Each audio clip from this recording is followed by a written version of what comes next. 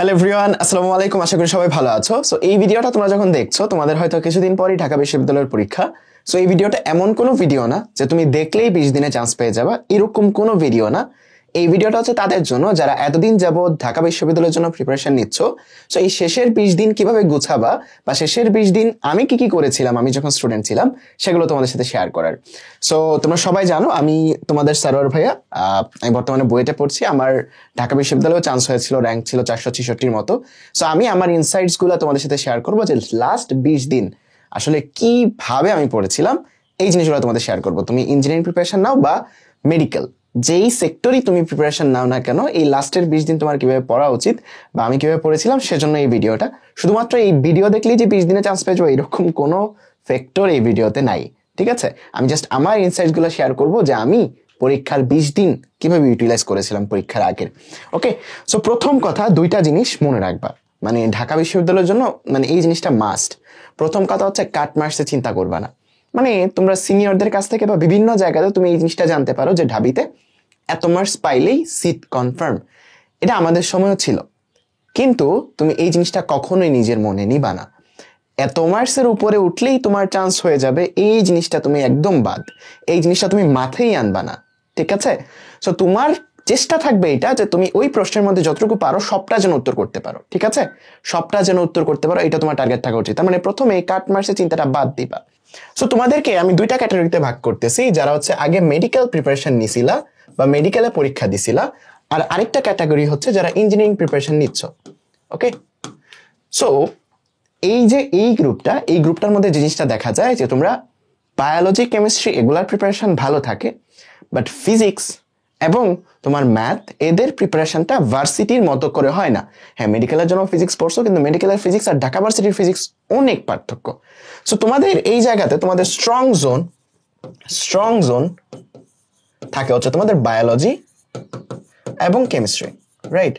এবং যদি ইঞ্জিনিয়ারিং এর কথা বলি, ইঞ্জিনিয়ারিং এর স্ট্রং জোনটা থাকে ফিজিক্স, ম্যাক্সিমাম ক্ষেত্রে ফিজিক্স এবং ম্যাথ। এখন প্রথম কথা হচ্ছে এই জায়গাতে আমি যে জিনিসটা সবসময় ফলো করতাম, আমার ইঞ্জিনিয়ারিং প্রিপারেশন নিছিলাম, সো আমি এই জিনিসগুলোতে উইক ছিলাম। বায়োলজিতে উইক ছিলাম অনেক বেশি, কেমিস্ট্রি মোটামুটি পারতাম। সো আমি আমার পয়েন্ট অফ ভিউ থেকে বলি, তোমার যেটা স্ট্রং জোন তুমি চেষ্টা করো ওইটার মধ্যে সর্বোচ্চ মার্কস তুলতে। এটা তোমার মানে বন্দুকের গুলি মিস হবে তোমার এই সাবজেক্টগুলো থেকে বা এই সাবজেক্টগুলো থেকে, তোমার মার্কসটা যেন একদম এনশিওর থাকে।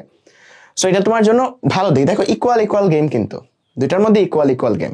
যারা মেডিকেল প্রিপারেশন নিছো তোমাদের বায়োলজিটা একদম স্ট্রং জোন থাকবে। বায়োলজি 25-এ তোমার টার্গেট থাকা হচ্ছে যেন 22-এর উপরে পাও, কারণ বায়োলজিটা তুমি ইঞ্জিনিয়ারিং যারা প্রিপারেশন নিছে বা যারা ভার্সিটি প্রিপারেশন তার থেকে অনেক ভালোভাবে প্রিপারেশন নিছো, যেহেতু তুমি মেডিকেলে পরীক্ষা দিছো। বায়োলজি পুরা বইয়ের কোন জায়গায় কি আছে এটা তোমার থেকে ভালো কেউ জানে না। সো বায়োলজি যেই পরীক্ষাটার মার্কসটা হবে, যে 25 নাম্বারের, রিটেন 10 এবং এমসিকিউ 25, চেষ্টা করবা সেখান থেকে সর্বোচ্চ মার্কস তোলার। সো আমি তোমাদেরকে এটা সাজেস্ট করবো যে তোমার যেটা স্ট্রং জোন, সেই স্ট্রং জোনে যেন তোমার মার্কস অ্যাটলিস্ট 21 বা 22-এর উপরে থাকে। টোটাল মার্কস এমসিকিউ 15 এবং রিটেন 10, টোটাল যেন এই 21 বা 22-এর প্লাস থাকে। আমার ঢাকা বিশ্ববিদ্যালয়ের পরীক্ষাগুলোতে আমার ফিজিক্সের এমসিকিউ 15টার মধ্যে 14টাই হয়েছিল। ম্যাথেও তোমার টোটাল মার্কস ছিল 22.5 এইরকম, ঠিক আছে? সো দুইটার মধ্যে আমার মার্কস 22-এর উপরে ছিল, 22.75 বা 22.5 এরকম ছিল। সো চেষ্টা করবার স্ট্রং জোন যেগুলা, এগুলা আসলে তোমার চান্স পাওয়া অনেকাংশেই নিশ্চিত করে দিবে। কারণ এই স্ট্রং জোন যেটা তোমার, যেটা স্ট্রং জোন, এটা আসলে অন্যদের উইক জোন। তোমার বায়োলজি বা কেমিস্ট্রি যেটা স্ট্রং জোন, এদের কিন্তু সেটা উইক জোন। তার মানে এইখান থেকে তোমার ম্যাক্সিমাম নাম্বারটা এনশিওর করতে হবে, ঠিক আছে? আরেকটা ব্যাপার হচ্ছে যে এদের যারা ইঞ্জিনিয়ারিং প্রিপারেশন, তোমাদের বায়োলজিতে প্রিপারেশন কম, যারা মেডিকেল প্রিপারেশন, তোমাদের ফিজিক্সে বা ম্যাথে প্রিপারেশন কম। সো এটা নিয়ে আসলে ভয় পাওয়ার কোনো কারণ নেই। দেখো, ঢাকা বিশ্ববিদ্যালয়ের পরীক্ষার মধ্যে আমি আসতেছি কিভাবে 20 দিন পড়বা, আমি জাস্ট শুরুতে কিছু ইনসাইটস তোমাদের সাথে শেয়ার করতেছি। প্রথম কথা, ঢাকা বিশ্ববিদ্যালয়ের পরীক্ষা দেওয়ার দিন সকালেও তোমার মনে হবে যে চান্স হবে না। এই 1,10,000 মানুষ পরীক্ষা দেয়। আমারও যেদিন পরীক্ষা হয়েছিল, ওই দিন পরীক্ষার দিন সকালেও মানে আমার কনফিডেন্স একদম লো ছিল যে এত মানুষের মধ্যে কেমনে চান্স পাবো। ক্যান্ডিডেট যায় দেখি অনেক মানুষ। সো এই কনফিডেন্সটা আসলে লো থাকবেই, ঠিক আছে? এই ভয়টা আসলে থাকবেই। একসেপ্ট দিস ফিয়ার, ঠিক আছে? এই ভয়টা একসেপ্ট করে নাও। এই ভয়টা একসেপ্ট করে তুমি এতটুকু মাথায় রাখো যে তুমি যদি ভালো করে পরীক্ষাটা দিতে পারো, তোমার র্যাঙ্ক ভালোই হবে, ঠিক আছে? সো এতটুকু ভয় পেও না যে তোমার এতজন মানুষ পরীক্ষা দিবে কিভাবে চান্স পাবো, ঠিক আছে? আমারও ভয় লাগছিল, বাট রেজাল্ট দেওয়ার পরে তো রেজাল্ট তোমরা জানোই, প্রথমে বলছে। সো ভয়টা লাগবেই, ভয় লাগবেই, বাট ভয়টাকে ওভারকাম করে পড়াশোনাটা করতে হবে, ঠিক আছে? সো আমি আসতেছি 20 দিনে কিভাবে পড়াশোনাটা করবা। প্রথম কথা, স্ট্রং জোনে যেন নাম্বারটা এনশিওর থাকে। স্ট্রং জোনটা এখন আর বারবার করে পড়তে হবে না, পড়ার জিনিসটা বলতেছি। স্ট্রং জোনে নাম্বারটা তোমাকে র্যাঙ্ক বুস্ট করবে তোমার, বা তোমার চান্স পাওয়াটা নিশ্চিত করে দিবে। তোমাদের কনফিডেন্সের জন্য আমি একটু বলি, আমি ইঞ্জিনিয়ারিং প্রিপারেশন নিছিলাম, আমি বায়োলজিতে এমসিকিউ এ 10-এ পাইছিলাম 3, রিটেনে 10-এ পাইছিলাম 3, এবং এমসিকিউ এ বায়োলজিতে 15-তে পাইছিলাম হয়তো 9। সো বায়োলজি রিটেনে 10-এ পাইছিলাম 3। সো বায়োলজি এত খারাপ করার পরেও আমার র্যাঙ্কটা কিন্তু 466-র মতো আসছিল। সো এটা কেন আসছিল? কারণটা হচ্ছে এই স্ট্রং জোন।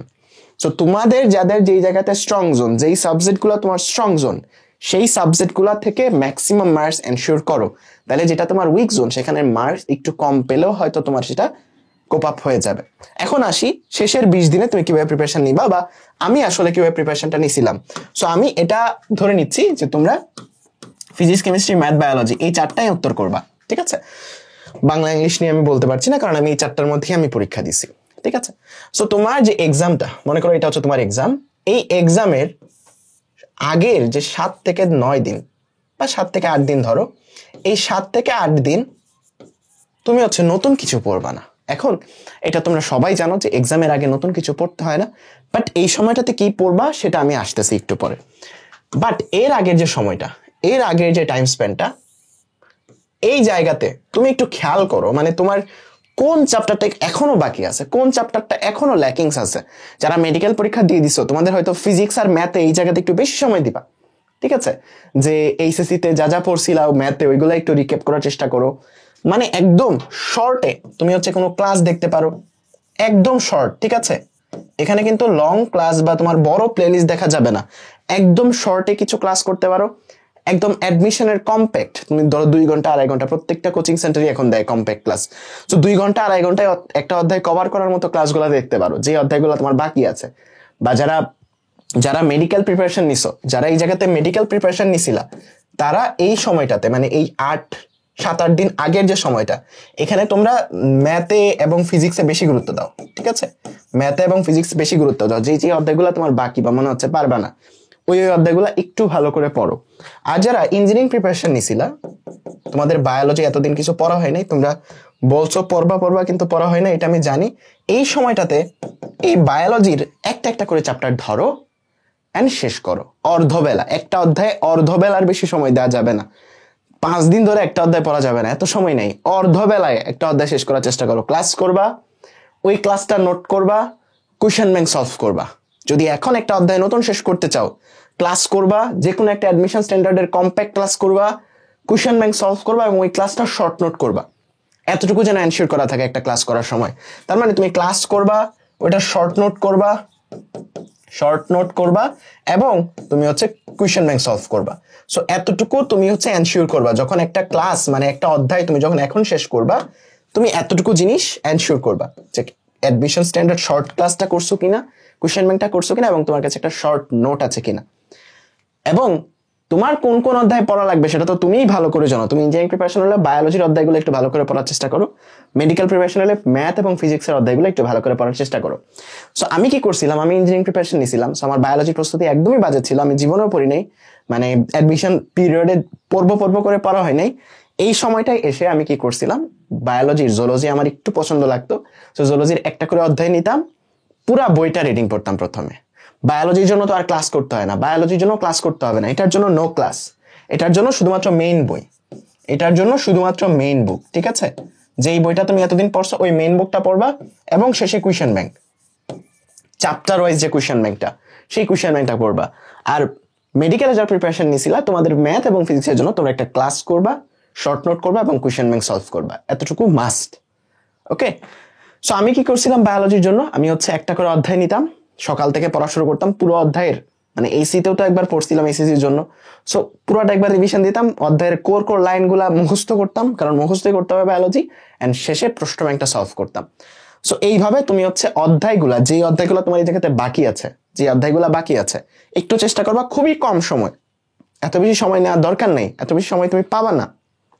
খুবই কম সময় যেন একটা অধ্যায় করে শেষ করতে পারো, অর্ধবেলা বা একদিনের তুমি অর্ধেক সময়ে যেন অ্যাটলিস্ট একটা অধ্যায় শেষ করতে পারো, যে অধ্যায়টাই তোমার এখনো সমস্যা আছে। এন্ড এখানে কোয়েশ্চেন ব্যাংক সলভ করার সময় এটা কিন্তু সাল ওয়াইজ প্রশ্ন ব্যাংক না, এটা হচ্ছে চ্যাপ্টার ওয়াইজ। ঠিক আছে, চ্যাপ্টার ওয়াইজ, যেই চ্যাপ্টার তুমি পড়তেছো ওই চ্যাপ্টারের যে প্রশ্ন ব্যাংক, ওই চ্যাপ্টারের প্রশ্ন ব্যাংকটা তুমি সলভ করবা। ওকে, সো এইভাবে তুমি এক্সামের 7 থেকে 8 দিন আগের যে সময়টা, এর যে কোনো আগে, মানে এর আগে তুমি যখনই প্রস্তুতি নিচ্ছ তুমি এইরকম ভাবে প্রস্তুতি চালায় যেতে পারো।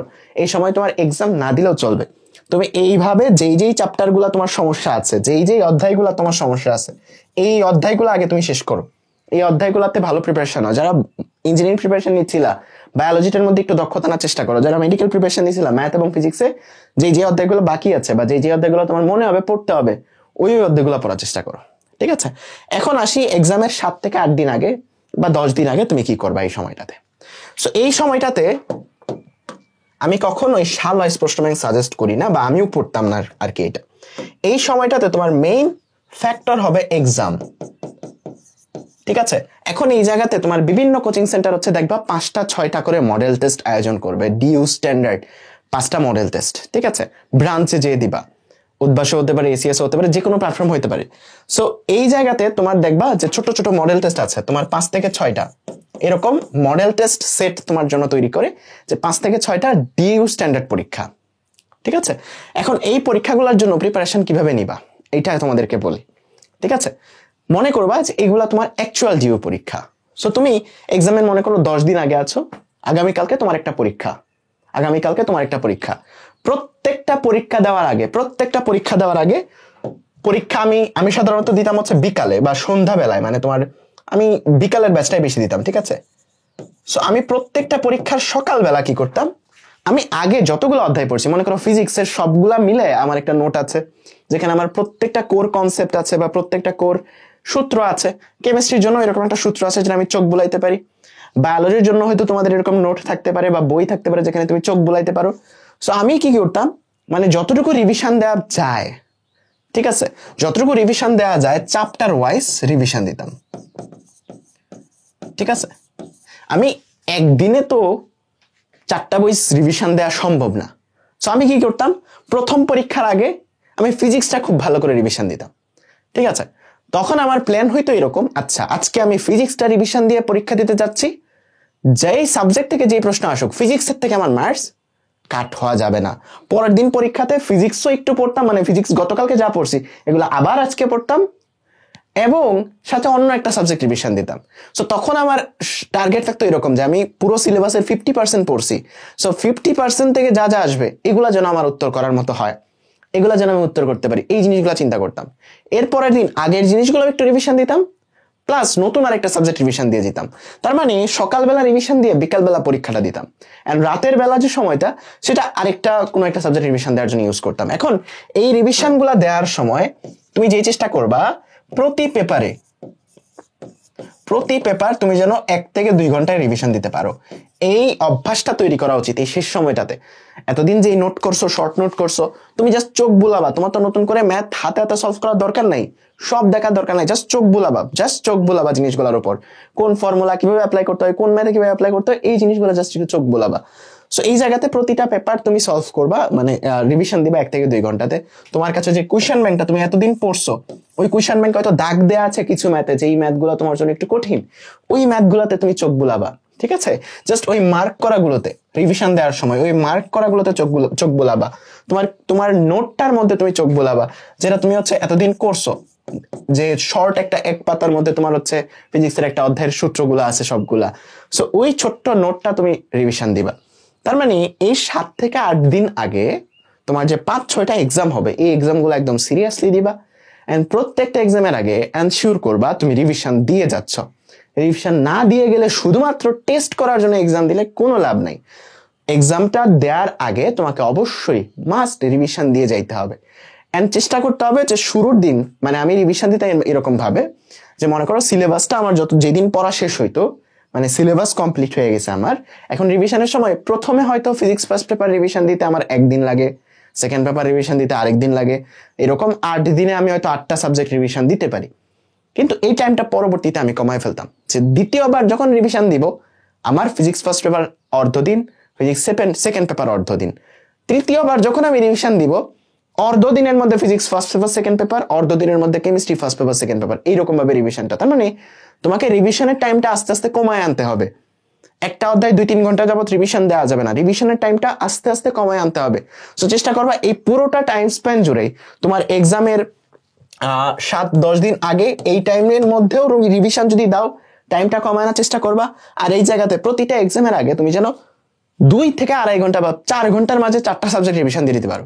এখন এটা তোমাদের কাছে যারা অ্যাডমিশন ক্যান্ডিডেট না বা কলেজে পড়তো, তোমাদের কাছে এটা মানে মনে হবে ইম্পসিবল, কিন্তু যারা অ্যাডমিশন পরীক্ষার্থী আসো তোমরা জানো যে রিভিশনের সময় কি কি পড়তে হবে, কোর জিনিসপত্র। এই কোর জিনিসপত্র যেগুলো তোমার একদমই লাগবে, ফর্মুলাগুলা, কোয়েশ্চেন ব্যাংকের মার্ক করাগুলা, তোমার নোটগুলা, মানে বেসিক্যালি তুমি যা যা জানো এতদিন পড়ছো সেই যে জিনিসগুলা তুমি রিভিশন দিবা। প্রতিটা পরীক্ষা সিরিয়াসলি দিবা রিভিশন দিয়ে। এন্ড শেষমেশ তোমার ডিইউ পরীক্ষার আগের দিন খুব সুন্দর করে তুমি প্রত্যেকটা জিনিস যা যা রিভিশন দিয়ে এতদিন মডেল টেস্ট গুলো দিছো সেই রিভিশন দিয়ে তুমি ডিইউ পরীক্ষাটা দিবা। And that's it. ঠিক আছে? সো আমিও ঠিক এক্স্যাক্টলি যেই জিনিসগুলা বললাম ঠিক এইরকম ভাবে আমার ডিইউ পরীক্ষাটা দিছিলাম। প্রথমত আমি এইরকম ভাবে চ্যাপ্টার গুলা শেষ করছিলাম। যদি তোমাদের কোনো চ্যাপ্টার বাকি থাকে, মনে করো এখন অর্গানিক পড়ো নাই, এই 20 দিনে অর্গানিক শেষ করে আসলে পরীক্ষা দেওয়াটা খুবই টাফ। যদি এরকম থাকে যে কোনো বড় অধ্যায় তুমি পড়ো নাই, একটু বড় ভাইদের জিজ্ঞেস করো যে বড় অধ্যায় থেকে কয়েকটা স্পেসিফিক টপিক থেকে প্রশ্ন বেশি আসে। ঠিক আছে? জৈব যৌগ থেকে কিছু স্পেসিফিক টপিক থেকে প্রশ্ন বেশি আসে, ওই টপিক গুলো একটু পড়ে ফেলতে।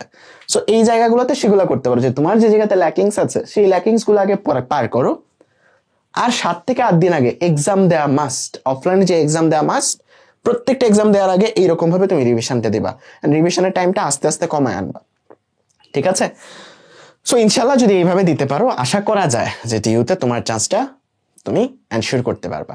অ্যান্ড যদি আমি বলি যে ডিইউ এর প্রশ্ন স্ট্যান্ডার্ড কেমন হয়, ফিজিক্সের গুলা আগে থেকে একটু ট্রিকি হচ্ছে বর্তমানে।